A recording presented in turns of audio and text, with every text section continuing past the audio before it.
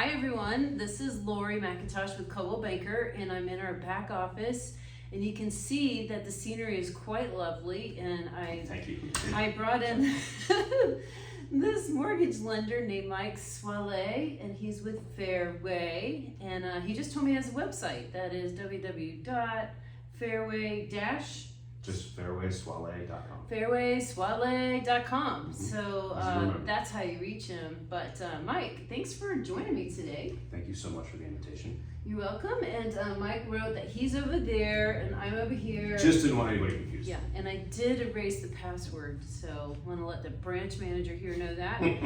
I will put it back up. So Mike, you're a mortgage lender, and that's how I know you. Sure. 100% business-wise, but I also think you're a pretty cool guy, but we'll get into that. Appreciate it. What makes you special? And I'd love to know if you could describe your business as though no one knows anything about mortgages. Yeah, so thank you so much. I am a branch manager for Fairway, and so my job is to not only manage my team, but also to bring in business, and then I have a team behind me that helps get our clients that we bring in from start to finish. And what I really like about that is that for me on the business development side, developing relationships with agents, with potential clients, with financial advisors, and the rest of our partners, is that we have people on my team that have nothing else to do but take care of clients and hold their hands start to finish. They don't have to sell anything. They don't have to worry about getting out there in the community. I do all that, and my team just sits there and they take care of clients like they're the only clients they have. And from start to finish, it ends up creating a pretty cool client experience. Wow. Are they allowed to stand up, or they just have to sit there like 8 hours? No. And how many people are we talking on your team? So on my team, there are 4 of us. Okay. And yes, they're allowed to stand up and get out there. That can be abusive. I know. You know, Well, sitting depending is on who you talk to, they might sitting feel is that the way. new smoking, Mike. Yeah. Yeah. I actually have a stand-up desk. Do you have a stand-up desk? No, I just stand Something up. to consider. Okay.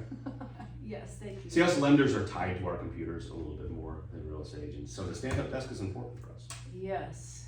Okay, so you have a team of 4, Mhm.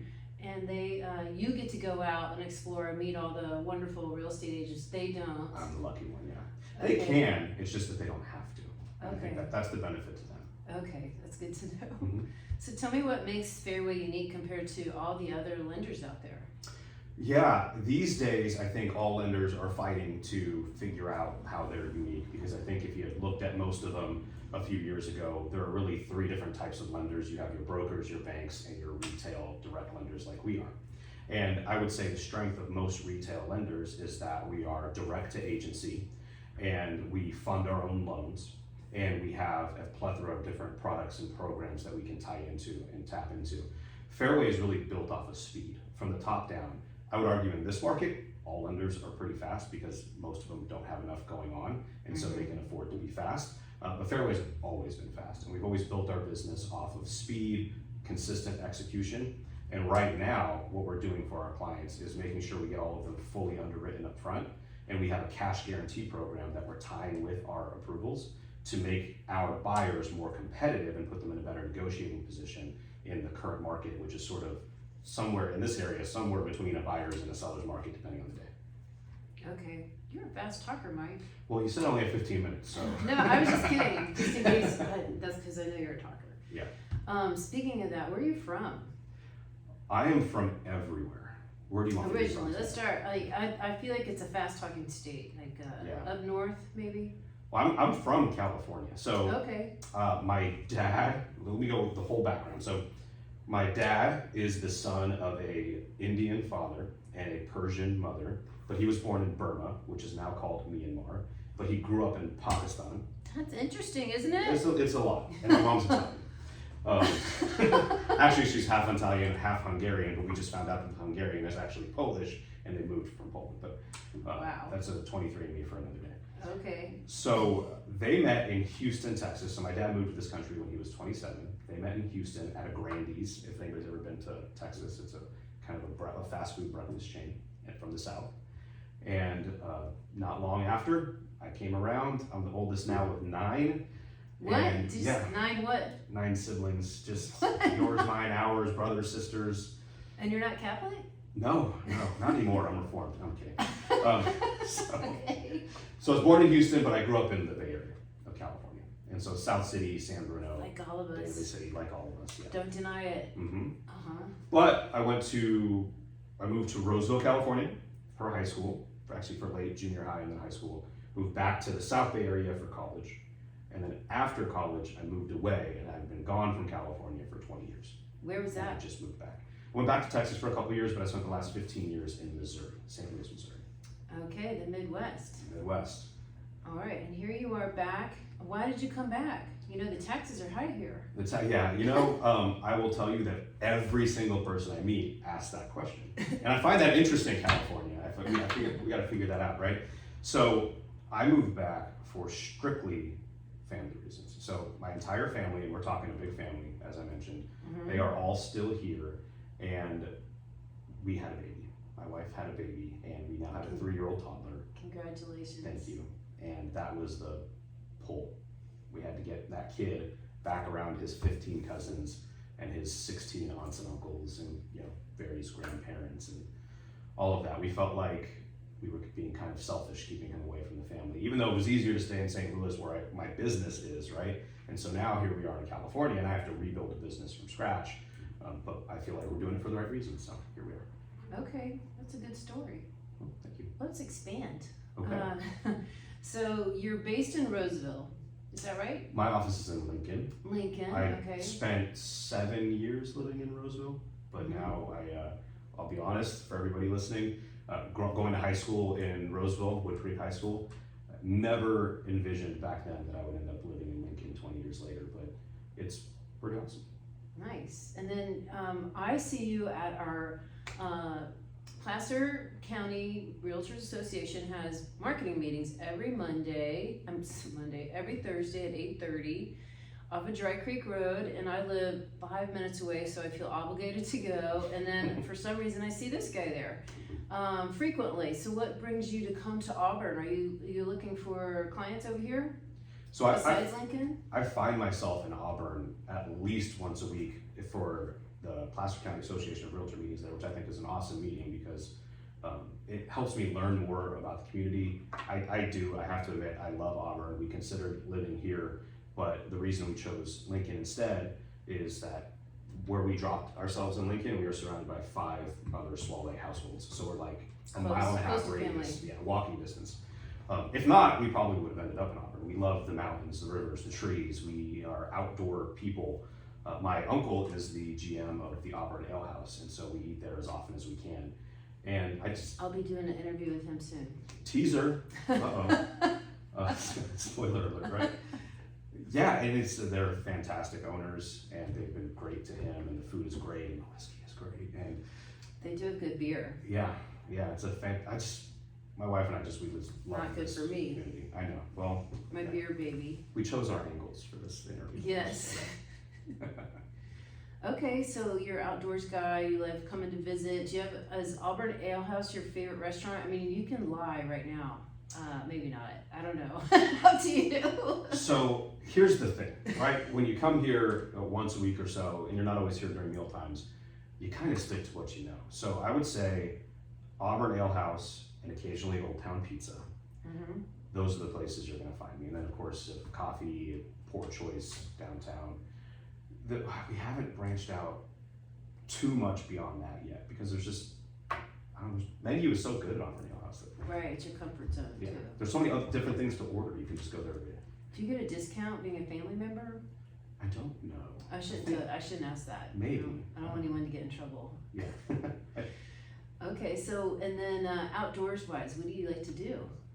We again have a 3-year-old, so I'm going to tell you that we love hiking, but you're going to have to mentally adjust for the fact that we're carrying a 3-year-old with us. So our version of hiking. In a backpack? Sometimes he started hating that now, and so we're somewhere between the stroller and him walking, and depending on the trails, it scares the crap out of me to have him walking, with a cliff with a 10 to 30 to 50 foot drop to the water. So we stick to the pretty easy ones right now. But as he gets older, we're going to tackle some more stuff. I haven't. So I want to let you know that if he is in that little child backpack behind you, it looks like you have 2 heads when I'm riding my horse down the trail. And I do ride 1,000-pound Arabians on the trail with the drop off that you talked about. And sometimes the trail is 12 inches wide. I probably won't see you on that trail. That's Probably the California loop. Right. But if you do see a horse, I recommend stopping and pulling off to the side, because the horse just thinks you're two heads and you're an alien and they're gonna freak out. Okay, at least my horse does. I'm sure a lot of them are normal. It would be interesting to see your 1,000-pound Arabian meeting this 200-pound Arabian on the same course. That's right. You got a little Arabian in you. We got a little Arabian in there. And then That's my awesome. really white baby head poking out from the back with his blonde hair. It's, you know, it would probably be quite the sight. That's right. You are married to a Caucasian. Is she Very Polish. she's Polish, Eastern European. Is she from California too? She's actually born and raised in Illinois, Okay. small town Another outside of Midwestern. Champaign, Illinois. Okay, and here she is. Neither of us were from St. Louis, but we unknowingly obviously moved to St. Louis the same year, and then we met 7-8 years later, and then we've been married now for 8 years. Nice. Okay. Just cool people. Yeah, I do like her. I've met her before at the baseball game that Yeah. we found out about at the marketing meeting, right? You're right, right. Yeah. So, and that was in Lincoln. That was in Lincoln, yeah. Yeah. That was fun. Auburn doesn't have a baseball team. Yet. Right. So that makes me think of something like you, as a lender, it can get, I don't know how to say, like a lot of paperwork, you're at your desk, it can get a little monotonous. Tell me like something that's happened with a client that you're like, what? Like just threw you off your game a little bit and changed up your whole day. There are a lot of things I can speak to in that regard. As any lender watching this can relate to, I have a confession. Okay. Doing actual mortgages is actually really boring, right? Yeah, that's what I would think. All of the value, all of the good feeling that we get out of our jobs is in serving people. So it's all about the people, right?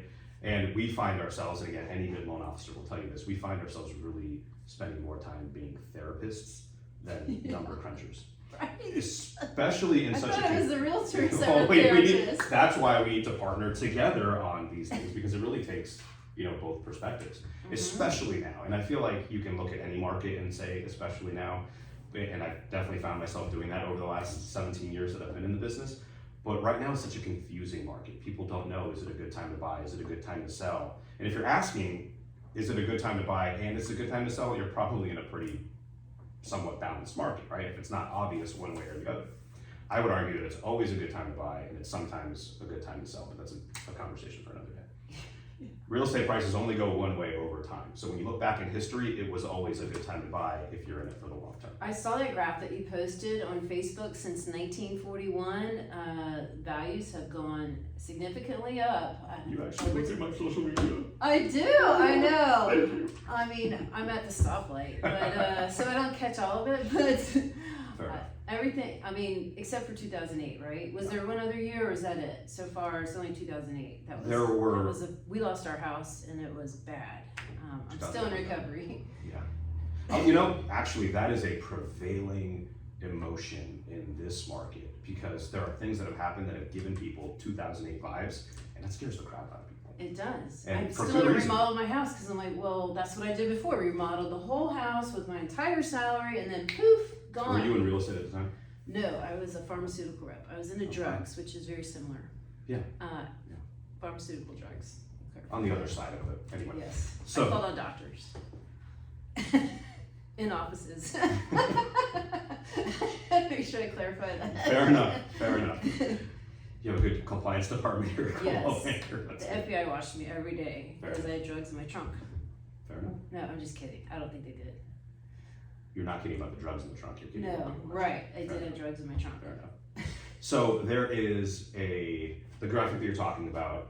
In the last 80 years, there's only been 4 years where the median home price ended the year lower than it began. And most of those years have been like 1%. 2008 was the exception. Yes. But if you were able to, and obviously easier stuff been done during that time, if you had held from 2008, it would have been 2015 before the prices came back. And that 7 years is the longest period in history from peak to trough back to higher peak again. Does that make sense? Mm-hmm. So 2008 was a peak, and then real estate prices went down. They didn't reach 2008 levels until 2015. They have doubled since 2015. And so it's kind of one of those things where in the short term, there can be a lot of pain, but if you are able to hold long enough, it always recovers and ends up higher than it was. That 7 years is the longest in history. And what makes that period of time different is that it was the housing environment that caused the broader economic crash, not vice versa. And so it was a very housing specific recession, and that's why there was so much pain for everybody involved. Yeah, and when that movie came out, The Big Short, let's say that I was sitting on my couch over there and the movie's there, I jumped up a lot and went like, I was not cheering, I wanted to hit people. I mean, I was pissed because I was very angry until the Margot Robbie champagne scene, and then I felt a little bit better about the movie. The movie was great. It was pretty accurate. I was really pissed off. Yeah. Christian Bale. He made a lot of money in that movie. He did. Okay, so I think that I'm gonna round it all up. We talked super fast. We got a lot of info out of you, and know about your background, what you like about Auburn, and what do you think about a local lender versus a national lender? Should we call someone else, 1-800-GOT-MORTGAGE, or should we call you instead? You know, I would say that everybody has their place and in the market. The benefits of using somebody local is that we know this market. We have these relationships. There have been many times over the last 2-3 years that my client got the house that they were going after because of my relationship with the listing agent and my ability to communicate and open lines of communication. And I would say actually as a lender, if I were to speak to the broader real estate community right now, that would be my biggest message is your lending partner, your local lending partner is probably one of the most underutilized and misunderstood resources that you have to get clients in the right spot.